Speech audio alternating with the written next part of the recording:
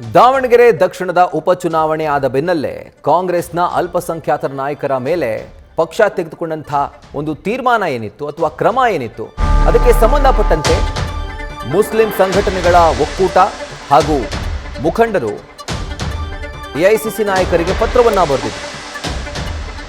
So ಈಗ ತರಾತುರಿಯಲ್ಲಿ ಕ್ರಮ ತೆಗೆದುಕೊಂಡಿದ್ದರ ಸಂಬಂಧ ಸಚಿವ ಜಮೀರ್ ಅಹಮದ್ ಖಾನ್ ಕೂಡ ಅಸಮಾಧಾನ ವ್ಯಕ್ತಪಡಿಸಿದ್ದಾರೆ. ಸಚಿವ ಸತೀಶ್ ಜಾರಕಿಹೊಳಿ ಮೊದಲನೇದಾಗಿ ಅಸಮಾಧಾನ ವ್ಯಕ್ತಪಡಿಸಿದ್ರು. ಈಗ ಅವರಾದ ನಂತರ ಸಚಿವ ಜಮೀರ್ ಅವರ ಸರದಿ.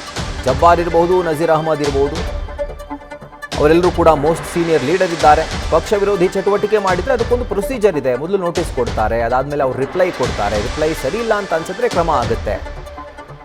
ಸೊ ಏಕಾಏಕಿ ರಾಜೀನಾಮೆ ಪಡೆಯುವಂಥದ್ದು ಎಷ್ಟು ಸರಿ ಅನ್ನುವಂಥ ಅಭಿಪ್ರಾಯವನ್ನು ವ್ಯಕ್ತಪಡಿಸಿದ್ದಾರೆ.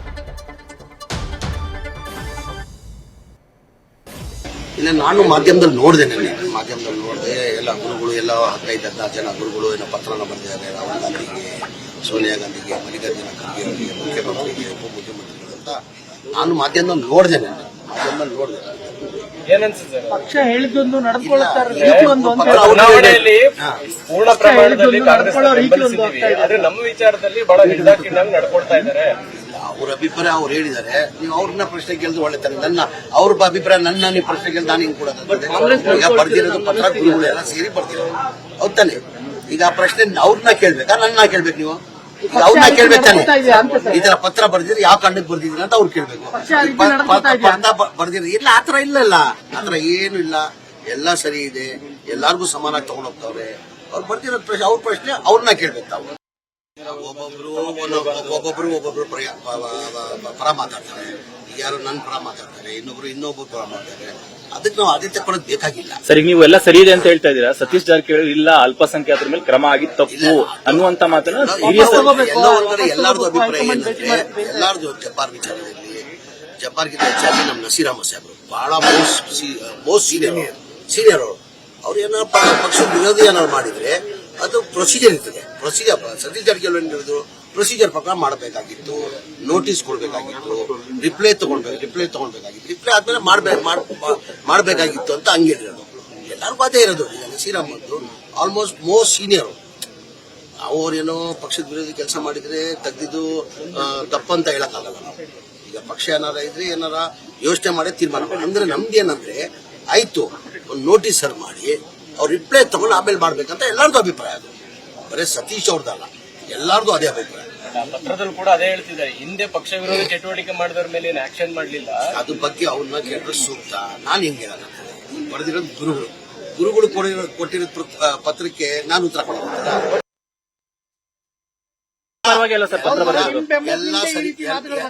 ಎಲ್ಲ ಸರಿಪಡಿಸ್ತೀವಿ. ಗುರುಗಳು ಅಸಮಾಧಾನ ಆಗಿರೋದು ನಿಜಾನೇ. ನಾವು ಅವ್ರ ಜೊತೆ ಮಾತಾಡಿ ಎಲ್ಲ ಸರಿಪಡಿಸ್ತೀವಿ. ಇನ್ನೊಂದಿದೆ ಅಂದ್ರೆ, ಚುನಾವಣೆ ಮುಂಚೆ ಏನು ನಮ್ಮ ಸಮುದಾಯಗಳಿಗೆ ಭರವಸೆ ಇತ್ತು ಅಥವಾ ನಾವೇನು ಎಕ್ಸ್ಪೆಕ್ಟೇಷನ್ ಮಾಡಿದ್ವಿ ಅದು ಯಾವ್ದನ್ನು ಸರ್ಕಾರ ಮಾಡಿಲ್ಲ ಅಂತ. ಈಗ ನಾವು ಕಮ್ಯುನಿಟಿ ಲೀಡರ್ ಆಗಿದ್ರಿ, ಸರ್ಕಾರದಲ್ಲಿ ಭಾಗ ಆಗಿದ್ರಿ, ಆಗ ಅನ್ಸುತ್ತಾ? ಮಾಧ್ಯಮ ಸ್ನೇಹಿತರಿಗೆ ಒಂದೇ ಹೇಳೋದು, ಯಾರು ಪತ್ರ ಬರೆದ್ರೆ ಅವ್ರ ತಾನೇ ತಾವು ಕೇಳ್ಬೇಕು. ಅವ್ರನ್ನ ನನ್ ಕೇಳಿದ್ರೆ ನಾವ್ ಹೇಳಿದ್ದನ್ನ ಯಾವ್ದು ಮಾಡಿಲ್ಲ ಅಂತಿದೆ. ಸರ್ಕಾರದಲ್ಲಿ ಇದರದ್ದು ಕೇಳ್ತಾ ಇದ್ದಾರೆ. ಸರ್ಕಾರದಲ್ಲಿ ಎಲ್ಲಾ ಮಾಡಿದೆ. ಈಗ ಬಜೆಟ್ ಎಷ್ಟಿದ್ದು ಬಜೆಟ್ ಬಿಜೆಪಿ ಸರ್ಕಾರದಲ್ಲಿ 2023 1200 ಕೋಟಿ ಇದ್ದಿದ್ದು. ಈಗ ಎಷ್ಟಿಗಿದೆ ಬಜೆಟ್? 4990 ಕೋಟಿ ಇದೆ. 4990 ಕೋಟಿ ಇದೆ ಬಜೆಟ್.